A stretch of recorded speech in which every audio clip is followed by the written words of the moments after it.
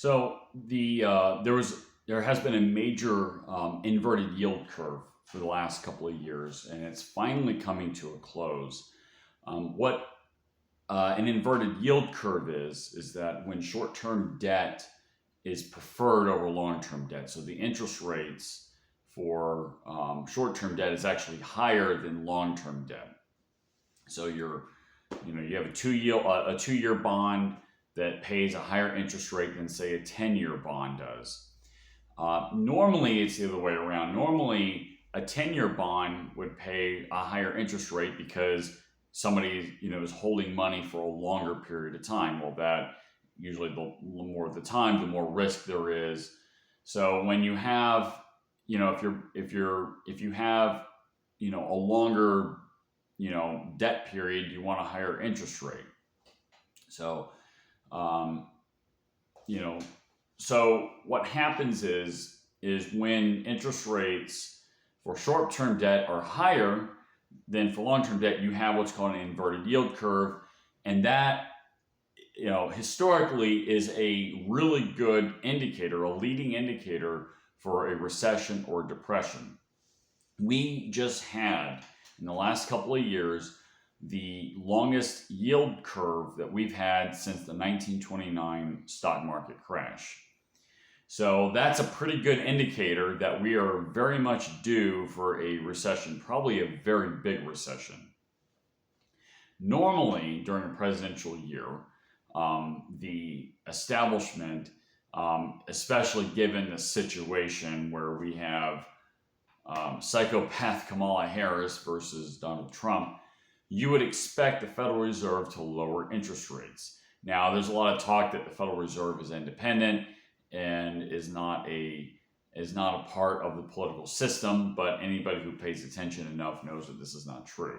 The Federal Reserve is actually a semi-private bank that's owned by a handful of major U.S. and global banks. So, and they have shareholders and everything. They're the shareholders of the Federal Reserve, and they also are responsible for picking a pool of candidates that the president then decides on who's going to be the next Fed chairman. So, but you notice the Federal Reserve has not lowered interest rates. There's some talk that the Federal Reserve may even actually raise interest rates. So that tells you that given the economic situation, the Federal Reserve does not have a whole lot of policy room. They're in a pretty tight spot, and it's, again, very interesting to see this, especially given the fact that it's an election year. Usually they lower interest rates, they have the stock market shoot up so that people feel like they're wealthier than they actually are. Of course, this is inflationary in the long term, but they do this to help the incumbent candidate. Another thing that usually happens is that oil prices lower. So at the pump, gas prices are lower, so then people have a more positive view on the incumbent. And again, this hasn't happened either. So I wonder, how much of a desperate situation the establishment is in. And it also makes me speculate, are they more likely to assassinate Donald Trump just that much more? Because, they're out of ammunition, so to speak. So anyway, yes, the yield curve had been inverted for the longest period of time since the 1929 stock market crash. That then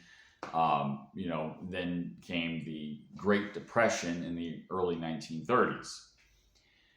So, again, this is all interesting. Now, when exactly this happens will also matter a lot, because if this happens under Donald Trump's watch, let's say a couple of years into his presidency, the establishment might use that and blame it on the populist movement and say Donald Trump created the Depression, not over 100 years of central banking policy, or all this government regulation, or the demographic inversion that we're heading into right now.